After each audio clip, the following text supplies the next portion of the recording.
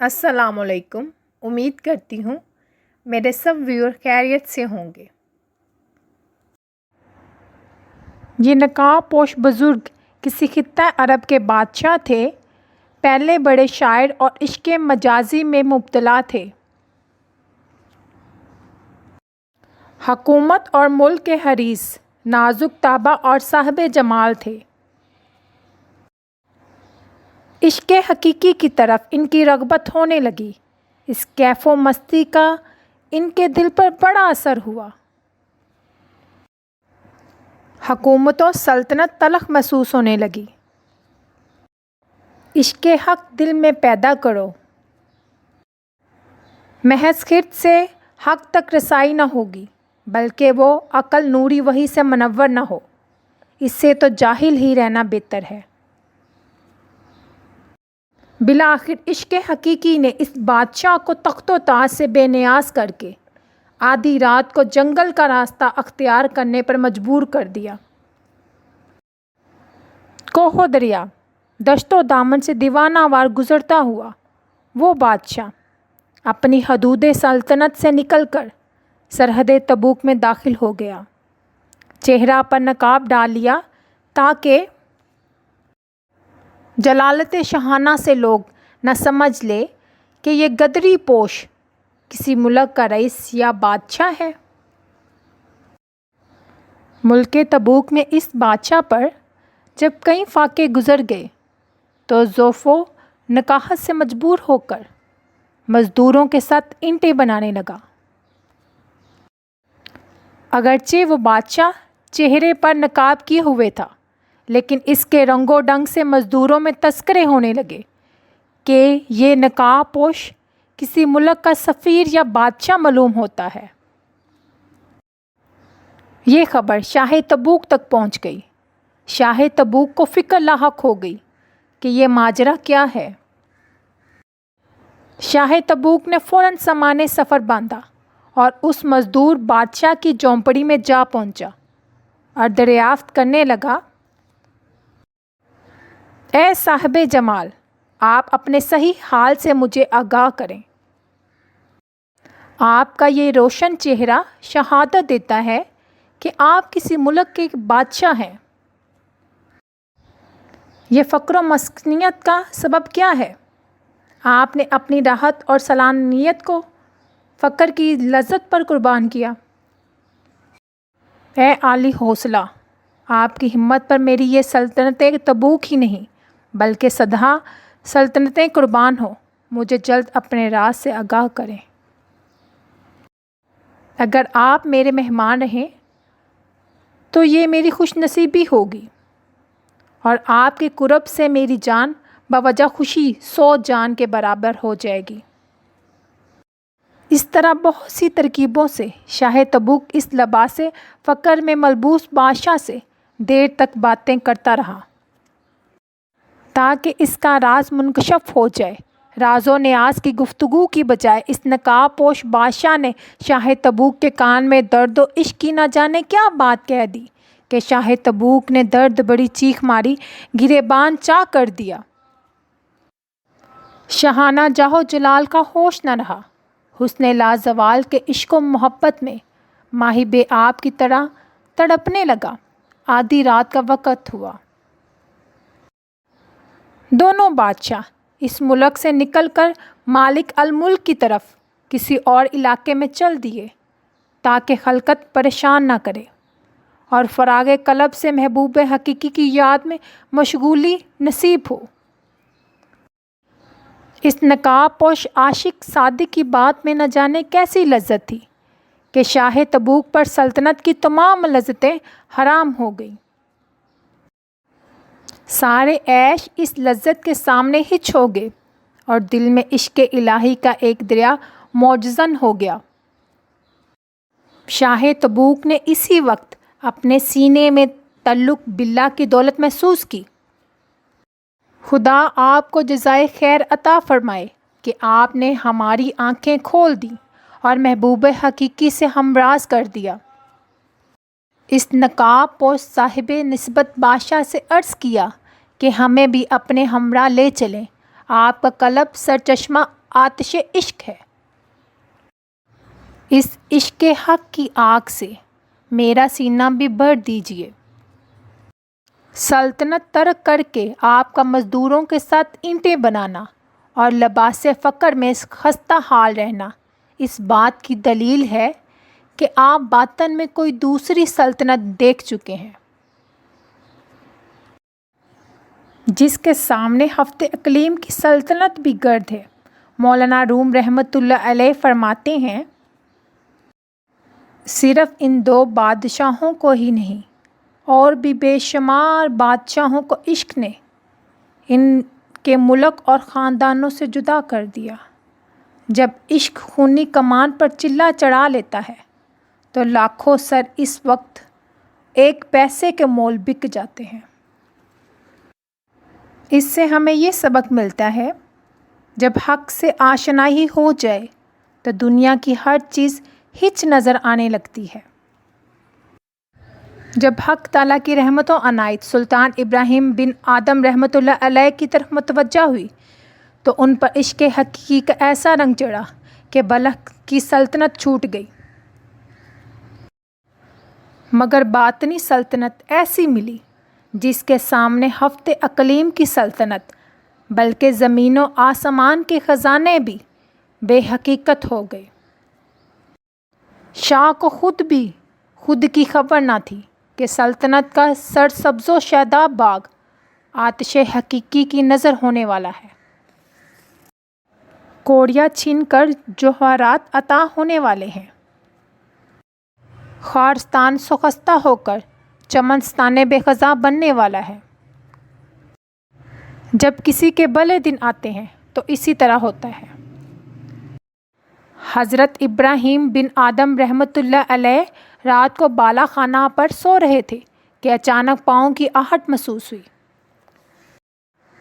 گھبرائے کہ رات کے وقت شاہی بالا خانہ پر کون لوگ ایسی جرأت کر سکتے ہیں؟ دریافت فرمایا، اے واردین کرام، آپ لوگ کون ہیں؟ یہ فرشتے تھے جو حق تعالیٰ کی طرف سے غفلت زدہ دل پر چوٹ لگانے آئے تھے۔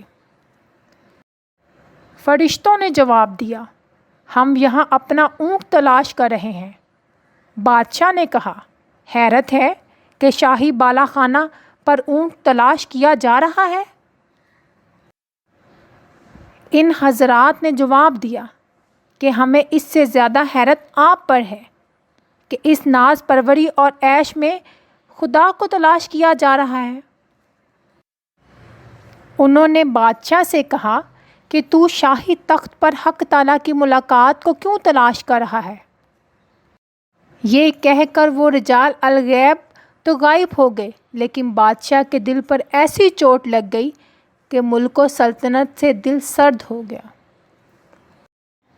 مولانا روم رحمۃ اللہ علیہ فرماتے ہیں،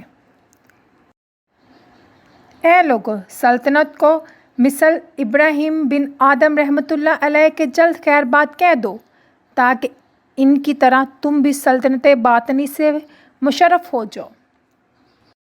عشق حقیقی جب اغلب ہوا تو حضرت ابراہیم بن آدم رحمۃ اللہ علیہ سلطنت ترک کرنے پر مجبور ہو گئے۔ عشق کائنات کی تمام لذتوں سے دل کو بیراض کر دیتا ہے۔ آدھی رات کا وقت ہوا، بادشاہ اٹھا، کمبل اوڑھا اور اپنی سلطنت سے نکل پڑا۔ سوز عشق کی ایک آہ نے زندان سلطنت کو پھونک دیا اور دستے جنون کی ایک ضرب نے گریبان ہوش کے پرزے اڑا دیے۔ سلطنت بلخ ترک کر کے حضرت ابراہیم بن آدم رحمۃ اللہ علیہ نشار پور کے صحرا میں ذکر حق میں مشغول ہو گئے۔ اے محبوب حقیقی، اپنے ذکر کے علاوہ مجھے کسی کام میں مشغول نہ کیجیے اور اپنے کرم کے صدقے میں اپنے عشق سے مجھے معزول نہ فرمائے۔ حق تعالیٰ کا ذکر ہی اس روح کی غذا ہے اور اللہ تعالیٰ کی محبت سے زخمی دل کے لیے ذکر حق ہی مرہم ہے۔ آپ 10 برس تک صحرائے نشار پور میں دیوانہ وار عبادت میں مصروف رہے۔ سلطان ابراہیم بن آدم رحمۃ اللہ علیہ نے جب اپنے باطن میں نسبت اور تعلق باللہ کا بدر کامل روشن دیکھ لیا تو تمام خواہشات نفسانیہ اور ظاہری آرائشوں سے مستغنا ہو گئے۔ کہاں تاج و تخت شاہی اور کہاں اب دریا کے کنارے بیٹھے ہوئے گدڑی سی رہے ہیں۔ سلطنت بلخ کا وزیر اس طرف سے گزر رہا تھا۔ اس نے بادشاہ کو اس حال میں دیکھ کر اس کوڑے باطن نے دل میں سوچا، یہ کیا حماقت ہے! ہفتے اقلیم کی سلطنت ترک کر کے مصر گداگروں کی گدڑی سی رہے ہیں۔ حضرت ابراہیم بن آدم رحمۃ اللہ علیہ کو معلوم ہو گیا کہ یہ کیا سوچ رہا ہے۔ آپ نے فوراً اپنی سوئی دریا میں پھینک دی اور آواز بلند دعا فرمائی کہ اے اللہ تعالیٰ، میری سوئی مجھے واپس عطا فرمائی جائے۔ دریا سے فوراً ہزاروں مچھلیوں نے اپنے لبوں میں ایک ایک سونے کی سوئی لے کر پانی سے منہ باہر نکالا۔ جب اس امیر نے یہ کرامت دیکھی تو اپنے فاسد خیالات پر اور اپنی بے خبری پر سخت نادم ہوا۔ شرمندگی اور ندامت سے ایک آہ کھینچی اور کہنے لگا کہ افسوس، مچھلیاں اس مرد کامل کے مقام سے آگاہ ہیں اور میں انسان ہو کر ناواقف ہوں۔ میں بدبخت اس دولت سے محروم ہوں، مگر مچھلیاں اس مغفرت سے آگاہ ہیں۔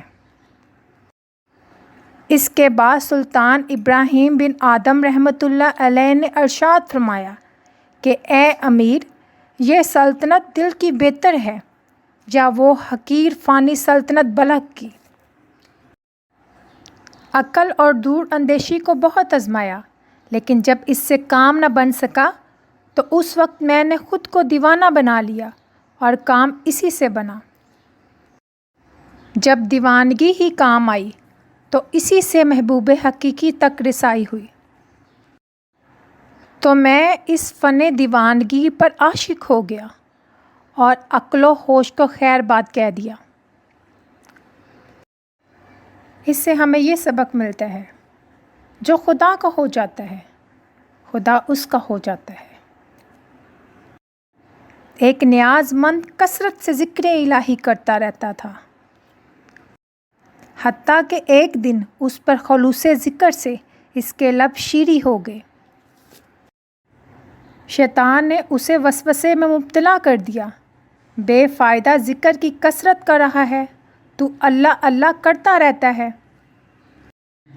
جب کہ اللہ کی طرف سے لبیک کی آواز ایک بار بھی نہیں آئی اور نہ ہی اللہ کی طرف سے کوئی جواب ملتا ہے۔ پھر یک طرفہ محبت کی پتنگ بڑھانے سے کیا فائدہ؟ یہ اس بات کی دلیل ہے کہ تیرا ذکر الہی اللہ کے ہاں مقبول نہیں۔ شیطان کی ان پرفریب باتوں سے صوفی نے ذکر کرنا چھوڑ دیا، شکستہ دل اور افسردہ ہو کر سو گیا۔ آنکھ سو گئی اور قسمت جاگ گئی۔ عالم خواب میں دیکھا کہ حضرت خضر علیہ السلام تشریف لائے اور انہوں نے دریافت کیا کہ ذکر الہی سے مغفرت کیوں کی؟ اے نیک بخت، تو نے ذکر حق کیوں چھوڑ دیا؟ آخر تو اس ذکر پاک سے پشیمان کیوں ہو گیا ہے؟ اس نے کہا، بارگاہ الہی سے مجھے کوئی جواب ہی نہیں ملتا۔ اس سے دل میں خیال آیا کہ میرا ذکر قبول ہی نہیں ہو رہا۔ حضرت خضر علیہ السلام نے فرمایا، تمہارے لیے اللہ ذوالجلال نے پیغام بھیجا ہے کہ تمہارا اللہ تعالیٰ کے ذکر میں مشغول رہنا اور دوسرا تمہارا پہلی دفعہ اللہ کہنا قبول ہوتا ہے،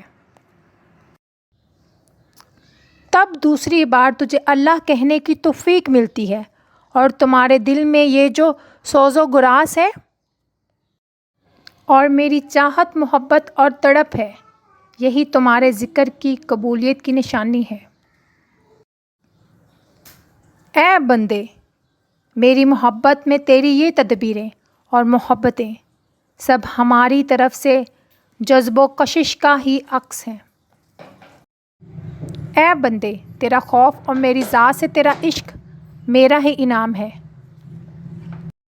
اور میری ہی مہربانی و محبت کی کشش ہے کہ تیری ہر بار یا اللہ کی پکار میں میرا لبیک شامل ہوتا ہے۔ تمہارے ذکر کی قبولیت کی نشانی یہی ہے کہ تمہارے ذکر حق میں مشغول کر دیا ہے۔ ایک جاہل اور غافل ذکر حق اور دعا مانگنے کی توفیق سے محروم رہتا ہے۔ اللہ ذوالجلال کے ذکر کا اجر خود اس ذکر میں ہی پوشیدہ ہوتا ہے۔ اللہ تعالیٰ اپنے ذکر کی اور یاد کی توفیق اسی کو عطا کرتے ہیں جس سے خوش ہوتے ہیں، اور یہی اس کی قبولیت کی دلیل ہے۔ اس سے ہمیں یہ سبق ملتا ہے، نیکی کرنے کی توفیق بھی اللہ ہی دیتا ہے۔ شیطان ہر دم اسی کوشش میں رہتا ہے کہ کسی طرح انسان اللہ تعالیٰ کے ذکر سے باز آ جائے۔